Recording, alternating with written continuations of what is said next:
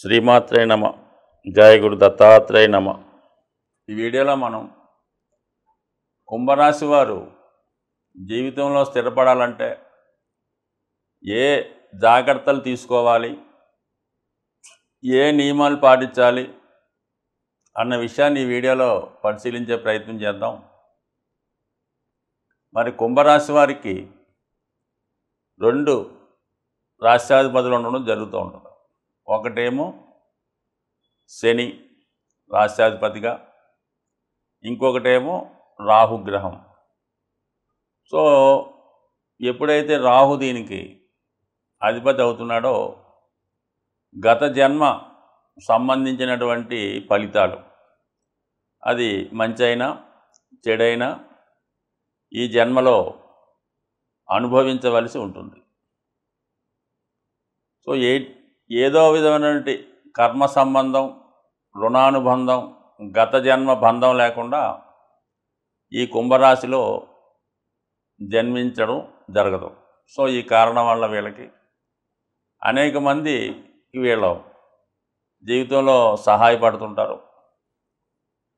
ఏదన్నా ఏ పని పాట లేకుండా ఉన్న వాళ్ళు చేరదీసి వాళ్ళకి చదువు చెప్పించడం కానీ, ఉద్యోగం ఇప్పించడం కానీ, లేదంటే వాళ్ళకి ఏదైనా వ్యాపారం పెట్టించడం, వాళ్ళ ఇబ్బందుల్లో ఉంటే వాళ్ళకి ఏదో డబ్బు ఇప్పించి సూటి పెట్టడం, వాళ్ళు దాన్ని ఎగ్గొట్టడం, వీళ్ళ బాకీలు తీర్చుకోవడం, అలాగే వీళ్ళ మీద అదనపు బాధ్యతలు రావడం జరుగుతుంటుంది. అంటే సాధారణంగా కుటుంబం సభ్యులు అనుకోవచ్చు.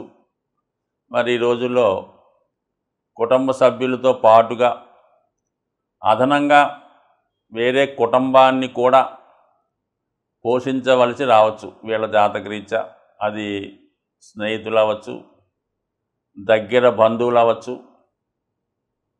లేదా మరి వివాహం తర్వాత కూడా అక్క చెల్లెళ్ళనో అన్నదమ్ములనో మరి పోషించవలసి రావడం, అలాగే వాళ్ళ పిల్లల్ని చదివించవలసి రావడం, ఈ విధంగా. లేదంటే వీళ్ళు ఏదన్నా ఒక పట్టణంలో ఎక్కడో ఉంటే వాళ్ళ ఇంట్లో చుట్టాల పిల్లలు చదువుకోవడం, ఇవన్నీ కూడా ఈ కుంభరాశి వారికి చదువుతుంటాయి. కాబట్టి వీళ్ళు పైవారికి, అంటే మరి పైవారు అంటే కొద్దిగా అంత సంబంధం లేని వారికి ఇచ్చినటువంటి సౌకర్యాలు, విలువ మరి సొంత వారి మీద అంత శ్రద్ధ అవి పెట్టలేకపోవడం వల్ల వీళ్ళ సొంత పిల్లలు అవ్వచ్చు, భార్య అవ్వచ్చు, భర్త అవ్వచ్చు, అంత సాటిస్ఫై పొందలేకపోతుంటారు.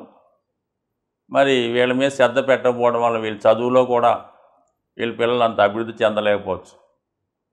సో ఈ కారణం వల్ల ఏంటంటే వీళ్ళు పెద్ద అయిన తర్వాత ఈ పిల్లలు వీళ్ళని సరిగ్గా చూడరు. ఎందుకంటే వీళ్ళు చిన్నప్పుడు సరిగ్గా చూడలేదు కాబట్టి వీళ్ళు కొంతవరకు తొందరగానే సెటిల్ అయ్యి విదేశంలో వెళ్ళొచ్చు, వేరే ప్రాంతాలకు వెళ్ళొచ్చు.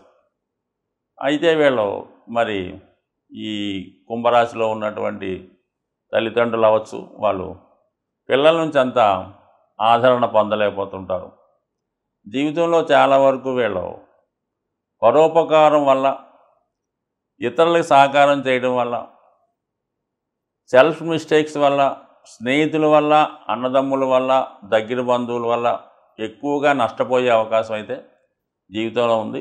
ఈ కారణం వల్ల ఏంటంటే సొంత వారు కూడా దూరం అయ్యే అవకాశం ఉంది. కాబట్టి కొద్దిగా కాలానికి అనుగుణంగా జాగ్రత్తగా, అసలు చూడకపోవడం అంత మంచిది కాదు, కానీ సాధ్యమైనంత వరకు మనం ఎంతవరకు చేయగలం అన్నది ఒకసారి ఈ కుంభరాశి వారు ఆలోచించాలి. దాని తర్వాత ఏదైనా సొంత పిల్లలకి ప్రాధాన్యం ఇవ్వాలి తప్ప బయట వారి మీద ఉన్నటువంటి శ్రద్ధ సొంత పిల్లలకి లేకపోవడం వల్ల కొంతవరకు వీళ్ళ జీవితంలో వీళ్ళు ఇబ్బంది పడతారు, వాళ్ళ సంతానం ఇబ్బంది పడతారు. సో అలాగే ముఖ్యంగా ఇంకోటి ఏంటంటే వివాహ విషయంలో వీళ్ళకి ఈ రాశ్యాధిపతి శని అవుతుంటాడు. సప్తమాధిపతిగా ఉన్నటువంటిది సింహరాశి. అందువలన ఏంటంటే వివాహం కొంతవరకు లేటుగా జరుగుతుంటుంది. వీళ్ళకి వివాహం అయిన తర్వాత కూడా జీవిత భాగస్వామి యొక్క ఆధిపత్యం వల్ల అయితేనే సరే, ఏదో ఒక కారణం అవ్వచ్చు, జాతకుడికి ఆరోగ్యం వల్ల ఇబ్బందులు అవ్వచ్చు, భార్యకి ఇబ్బందులు అవ్వచ్చు, అహంకారం తేడా రావచ్చు, ఆధిపత్యం తేడా రావచ్చు, కులాలు జాతులు మతాలు అంతరాలు రావచ్చు. ఏదో ఒక ప్రాబ్లం వల్ల వివాహ జీవితం కూడా ఏదో గత జన్మ రుణం తీర్చుకున్నట్టు ఉంటుంది తప్ప అంత అన్యోన్యంగా ఉండే అవకాశం లేకపోవడం కూడా జాతకుడికి ఒక విధంగా ఇబ్బంది పడే అవకాశం. చాలా వరకు ఈ కుంభరాశి వారికి ప్రారంభ జీవితం 36 సంవత్సరాల వరకు కూడా చాలా ఇబ్బందులు పడడం జరుగుతూ ఉంటుంది. అసలు సెటిల్మెంటే కనబడతాం.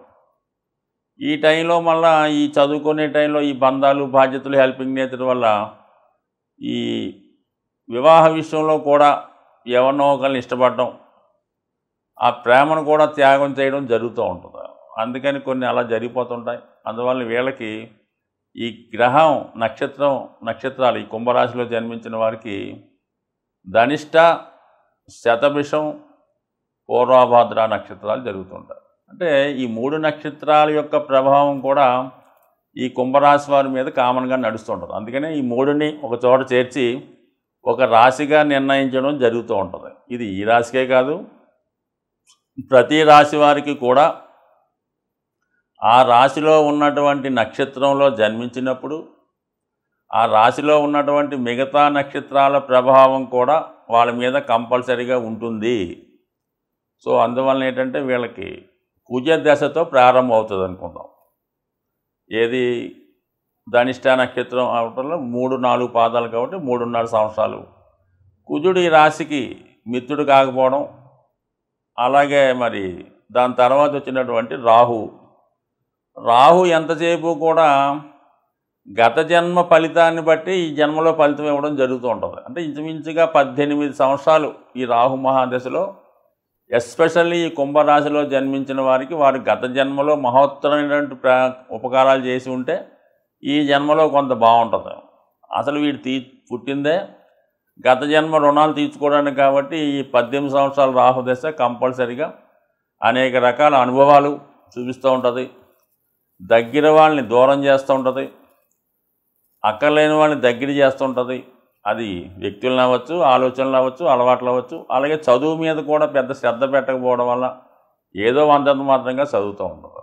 కొంత తర్వాత వచ్చినటువంటి గురు మహాదశ, సో అది కూడా ఈ రాశికి అంత అనుకూల గ్రహం కాకపోవడం వల్ల కొంతలోపు ఎంత బెటర్ అవుతుంది. సో ఈ కాలం అదొక 16 సంవత్సరాలు, ఇదొక 18 సంవత్సరాలు, ఇదొక 2 అలాగనుకుంటే ఈ 36 సంవత్సరాలు ఇబ్బంది పెట్టి దాని తర్వాత వచ్చినటువంటి శని బుధ మహాదశలు జాతకుడిని ఒక మార్గంలో పెట్టడం జరుగుతుంది. సో అందుకని ఏదన్నా కొంత విధిలిఖితం జాతక చక్రంలో ఉన్నటువంటి మిగతా గ్రహాల ఫలితం ఖచ్చితంగా అనుభవించవలసింది కాబట్టి సాధ్యమైనంత వరకు చేసిన పొరపాట్లే మళ్ళా చేయకుండా ఈ జాతకుడికి ఎలా ఉంటుంది, ఈ మకర రాశి వారి ఇది కుంభరాశి వారికి జీవితంలో ఒకసారి దెబ్బతింటే మళ్ళీ అదే చేస్తుంటారు. అది కేవలం ఈ రాశిలో ఉన్నటువంటి నక్షత్ర ప్రభావం. ఈ రాహు నక్షత్రం శతభిషం ఉండడం వల్ల ఒకసారి ఏదో పొరపాటున ఏదో జోదంకి అలవాటు పడ్డాడు, కొంత డబ్బు పోగొట్టుకున్నాడు, మానేస్తాడా మళ్ళీ అదే మొదలెడుతుంటాడు. అంటే రిపీటెడ్గా చేసిన పని చేయడం అన్నది ఈ జాతకులకి అలవాటు. దాని నుంచి బయటపడాలి.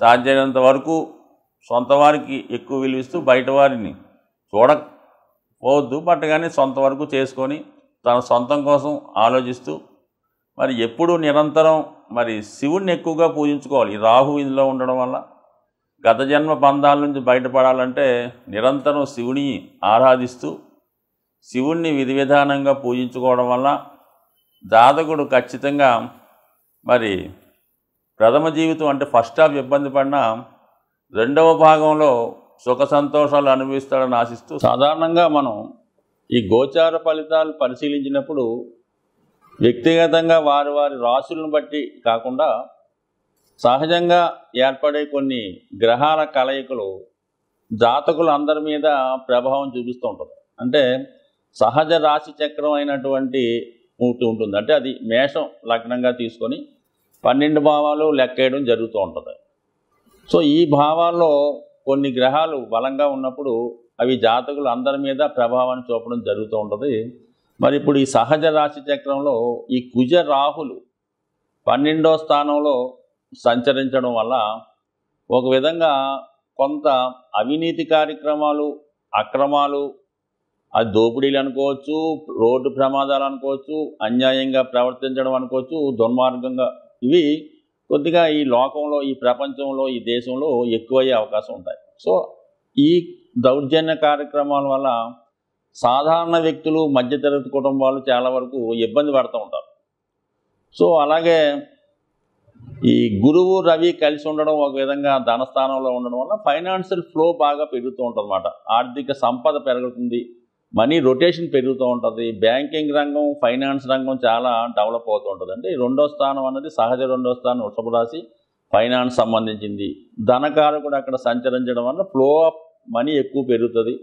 ప్రభుత్వం వారి దగ్గర కూడా మరి వాళ్ళ యొక్క సంపద పెరగడం వల్ల ప్రభుత్వాలు బలంగా తయారవుతాయి. సో ఆ కారణం వల్ల ప్రజలకి సౌకర్యవంతమైన జీవితం రావడం జరుగుతూ ఉంటుంది అన్నమాట. సో ఏదైనా మరి మంచి జరిగినప్పుడు అందరూ సంతోషిస్తారు, పథకాలు వచ్చినప్పుడు అందరూ తీసుకుంటుంటారు. కానీ ఈ కుజరాహుల కలయిక వల్ల కొన్ని ప్రమాదాలు, అనుకోని ఇబ్బందులు జరిగే అవకాశాలు ఉన్నాయి. కాబట్టి మరి రాబోయే 15 రోజులు ఈ ప్రభావం ఉంటుంది. కాబట్టి ఎక్కువ మంది ప్రయాణాలు చేస్తున్న వాళ్ళు, అంటే ఎక్కువగా ఈ మోటార్ సైకిల్ మీద వేగంగా ప్రయాణం చేస్తున్న వాళ్ళు, అలాగే ప్రమాదకరమైన వృత్తుల్లో ఉన్నవాళ్ళు కొంత జాగ్రత్తగా వ్యవహరించడం మంచిది. బట్ ఏదైనా రాబోయే 15 రోజుల్లో మరి ప్రతి ఒక్కరు కూడా ఈ అభిషేకం చేసుకోవడం వల్ల, అంటే మీన రాశిలో ఈ 2 గ్రహాలు ఏర్పడ్డాయి కాబట్టి ఎక్కువగా ప్రజలకు అనుకోకుండా నష్టం ఏర్పడుతూ ఉంటుంది. రుణదాతల నుంచి ఒత్తిడి ఏర్పడుతూ ఉంటుంది. అనుకోకుండా మెడికల్ ఎక్స్పెండిచర్, ఏదో చిన్న ప్రమాదం వల్ల అనుకోకుండా వచ్చే హెల్త్ ప్రాబ్లం వల్ల ఎక్కువగా హాస్పిటలైజేషన్ అవ్వడం, ధనం ఖర్చు అవ్వడం జరుగుతూ ఉంటుంది. అంటే ఈ ధనం ఖర్చు అవ్వడం కంటే మనకి ఎక్కువ మోసం రూపంలో పోతుంటుంది. ఏదో చిన్న హెల్త్ ప్రాబ్లం ఉంటుంది, దాన్ని ఏదో పెద్దగా చెప్పి ఒక 1000 రూపాయలతో పోయేదానికి ఒక 10,000, 1,00,000 రూపాయలు కూడా ఖర్చు పెట్టించవచ్చు. ఇటువంటి వాటి నుంచి తప్పించుకునే ప్రయత్నంలో మరి ఎక్కువగా ఈ రాహువుకి కుజుడు జలతత్వంలో కలిసి ఉండడం వల్ల మీరు లక్ష్మీ నరసింహస్వామి దేవస్థానం, మనకి యాదగిరి గుట్ట, అలాగే మంగళగిరి, మరి అలాగే సింహాచలం వంటి ఈ లక్ష్మీ నరసింహస్వామి దేవస్థానంలో లోకల్గా ఉన్నటువంటి టెంపుల్ ఏమన్నా ఉంటే అటువంటి టెంపుల్లో విధి విధానంగా మరి స్వామికి పానకంతో అభిషేకం చేయడం వల్ల కానీ, లేదంటే పానకం నైవేద్యంగా పెట్టడం వల్ల, ఇవన్నీ కుదరని వాళ్ళు ఇంటి దగ్గరే మరి లక్ష్మీ నరసింహస్వామికి పానకాన్ని నైవేద్యంగా పెట్టడం వల్ల ఇటువంటి విపత్తుల నుంచి తప్పుకునే అవకాశం ఉంటుంది. స్వస్తి.